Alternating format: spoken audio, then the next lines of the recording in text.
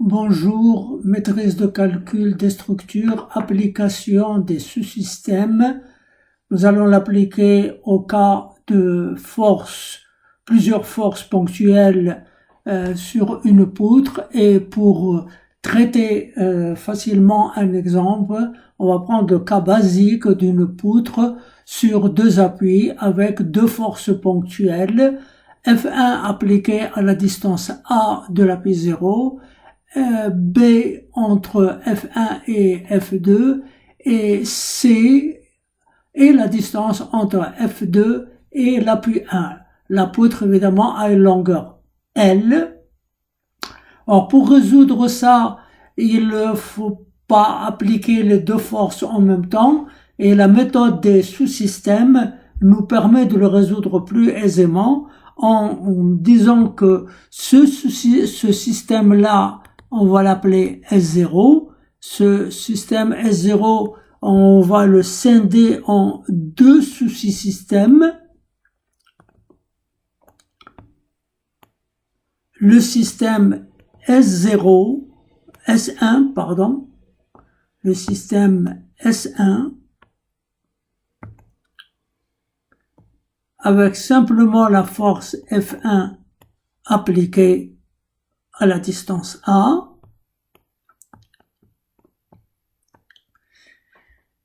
Ça, c'est le système S1. Et le système S2, simplement la force F2 appliquée à la distance C de l'appui 1. Ça, c'est le système S2. Le système S0, c'est le système S1 plus S2. La résolution est plus facile ainsi, parce qu'on a une seule force ponctuelle, et donc pour trouver les inconnus, si nous appliquons pour le système S1, eh ben on aura la réaction R0 sous la force F1 simplement, et la réaction R1 sous la force F1. Ce cas facilement résolvable en faisant le moment par rapport sur l'appui 1, on aura L R0 du F1 moins F1 facteur de quoi? De L moins alpha est égal à 0. Pour plus de simplification des calculs, nous allons poser que A est égal à alpha L, ce qui nous donne que alpha est A sur L, bêta sera égal à B sur L, et gamma C sur L. Comme ça, ce sera tout proportionnel à L.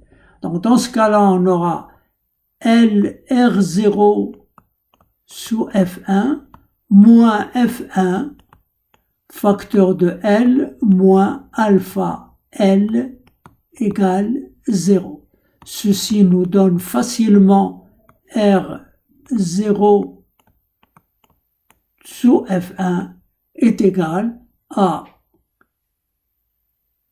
on va diviser par L, c'est égal à F1 facteur de 1 moins alpha.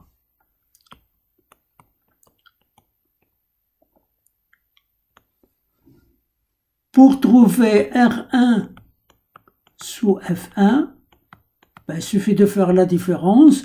On aura F1 moins R0 sous F1, ce qui nous donne que R1 sous F1 est égal à F1, R0 c'est F1 facteur de 1 moins alpha. D'où R1 sous F1, c'est égal, bon, F1 moins F1, il nous reste alpha F1.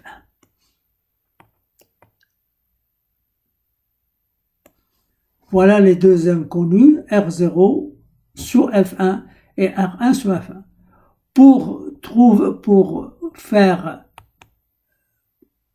le système S2, ben, nous allons qu'à regarder F1 et ce sera plus le système S1 sera plus facile sans trop réfléchir. Quoi comme on va le faire en même temps. Hein, d'accord, on va quand même l'expliciter. Donc on aura R0 dû à F2, puisque simplement F2 est appliqué, et R1 dû à F2. Si on fait le moment par rapport au point 1, on aura L R0 dû à F2 moins quoi? Moins C fois F2 égale 0. Ça nous donne très facilement que L R0 sous F2 moins C, c'est gamma L, F2 égale 0. Ce qui nous donne, sans trop se casser la tête, que R0 sous F2 est égal à gamma L. Évidemment, si on fait la constatation ici, 1 moins alpha, il va nous rester ici pour R1 de F2, 1 moins gamma. Mais on va le faire aussi. Donc, qu'est-ce que est R1 sous F2, c'est quoi? C'est F2 moins R0 sous F1, c'est-à-dire gamma L, hein, gamma L F2, j'ai oublié le F2 ici, gamma L F2, donc ça va nous donner R1 sous F2 est égal à quoi? Est égal à F2 facteur de 1 moins gamma F2. Bon, je vais l'écrire mieux.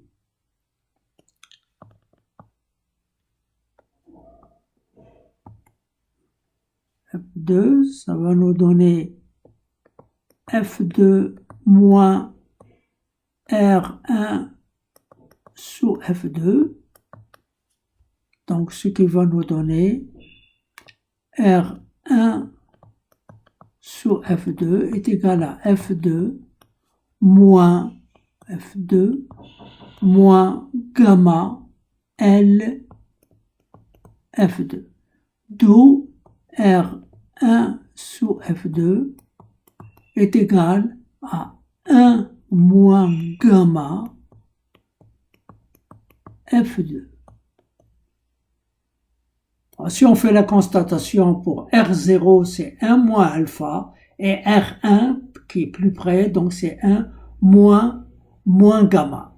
Donc les réactions étant trouvées, hein. Donc quelles sont les réactions totales, hein?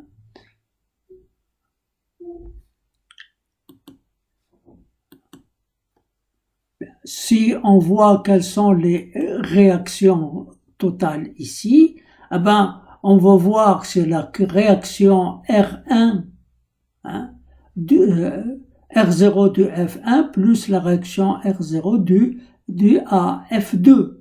Donc, ça, ici, hein, on revient à la résolution, ça on verra hein. Donc, on aura R1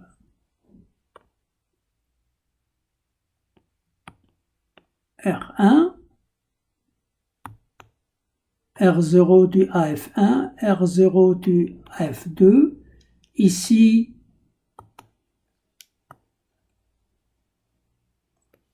R0 du F1 et là R1 du F1.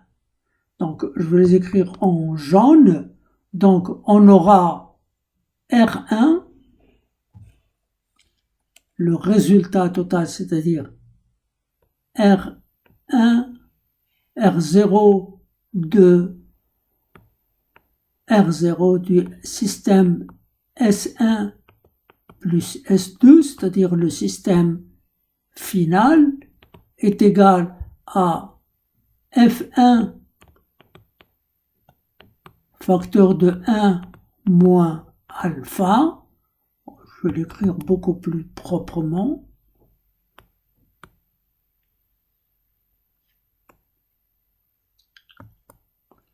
Donc on aura R0 du système S0 total, c'est 1 moins alpha F1, R0 de F2 plus gamma L F2. Voilà R0 total. R1 du système total S0 serait égal à alpha F1 plus 1 moins gamma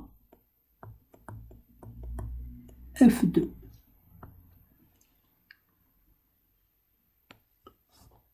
Et si, comme je vous ai dit tout à l'heure, comme on a dit tout à l'heure, si on remarque que F1 c'est 1 moins alpha puisqu'il est plus près de F1 et R1 qui est plus près de la P1 c'est 1 moins gamma. Et là on peut facilement, avec l'habitude, facilement trouver les inconnus totales sans avoir à prendre toutes les forces en même temps pour trouver les réactions. Là, on n'en a que deux, on peut en avoir même plusieurs.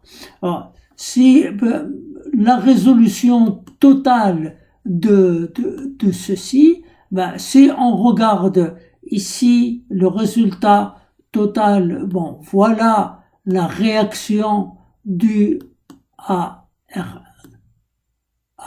sur F1. Voilà les réactions dues sous les deux charges F1 et F2. Donc on aura bêta plus gamma F1 ou F2 et ainsi de suite. Bon, pour faire l'effort tranchant, on va faire la même chose. On va prendre simplement la force F1. On va faire le diagramme de l'effort tranchant. Et le diagramme de l'effort tranchant, il est simple. C'est la réaction R0 due à F1 et sur la distance A et le restant, gamma F2 sur la distance B plus C. La même chose, le diagramme de l'effort tranchant due à F2, c'est la réaction R0 de AF2 et là la réaction R1 de AF2. On n'a qu'à les additionner sur un tableau Excel, c'est facile. Pour faire le diagramme des moments aussi, on va faire le diagramme des moments dus à F1. On va l'agrandir. Le diagramme du moment du F1, juste l'agrandir pour qu'il soit plus grand. Alors, voilà le moment du F1. Le moment du F1 au point A, c'est quoi? C'est R0 du AF1 que multiplie A. Voilà, 1 moins gamma F1. Après, on va chercher le moment à L sur 2. On n'a qu'à remplacer par L, X par L sur 2.